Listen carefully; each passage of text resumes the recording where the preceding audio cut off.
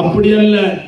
மலையரசன் வெற்றி பெறுவதற்கு காரணமாக இருந்த தொகுதியில கெங்கவல்லி என்று சொன்னால் அப்படிப்பட்ட செயல் வீரர்கள், இளைஞர்களின் தம்பிமார்கள், மூத்த முன்னோடிகள், தேர்தல் யுகத்தை வகிக்கிற மூத்த முன்னோடிகள் அத்தனை பேரும் சிறப்பாக தேர்தல் பணியாற்றிய காரணத்தினால் தான் இன்றைக்கு என்னுடைய மனதில் கெங்கவல்லி என்பது ஒரு நிலைத்த போரோடு நீங்காத இடமாக என்னுடைய மனதில் இன்றைக்கு கெங்கவல்லி இருந்து கொண்டிருக்கிறது.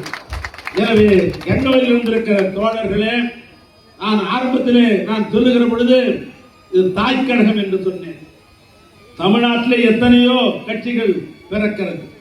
இன்னும் சில கட்சிக்காரன் நாளைக்கு கட்சி ஆரம்பித்தனா முதல் நாளே சேர் செஞ்சிடறான். எதுக்கடானா வருங்கால முதலமைச்சர்ன்றான்.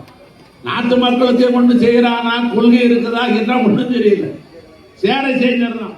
மேடையில போட்டு வருங்கால முதலமைச்சர்னு கட்சி ஆரம்பிக்கிறான். இருக்கிற இடம் தெரியல.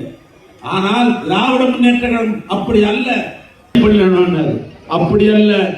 மலையரசன் வெற்றி பெறுவதற்கு காரணமாக இருந்த தொகுதியில கெங்கவல்லி என்று சொன்னால் அப்படிப்பட்ட செயல் வீரர்கள், இளைஞர்களின் தம்பிமார்கள், மூத்த முன்னோடிகள், தேர்தல் யுகத்தை வகிக்கிற மூத்த முன்னோடிகள் அத்தனை பேரும் சிறப்பாக தேர்தல் பணியாற்றிய காரணத்தினால் தான் இன்றைக்கு என்னுடைய மனதில் கெங்கவல்லி என்பது ஒரு நிலைத்த போரோடு நீங்காத இடமாக என்னுடைய மனதில் இன்றைக்கு கெங்கவல்லி இருந்து கொண்டிருக்கிறது.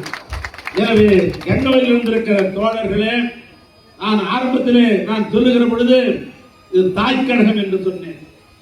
தமிழ்நாட்டிலே எத்தனையோ கட்சிகள் பிறக்கிறது.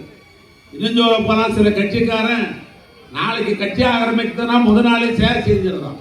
எதுக்கடானா வருங்கால முதலமைச்சர்ன்றான். நாட்டு மக்களுக்கு ஒன்று செய்யறானா, கொள்கை இருக்குதா என்ன ஒன்றும் தெரியல.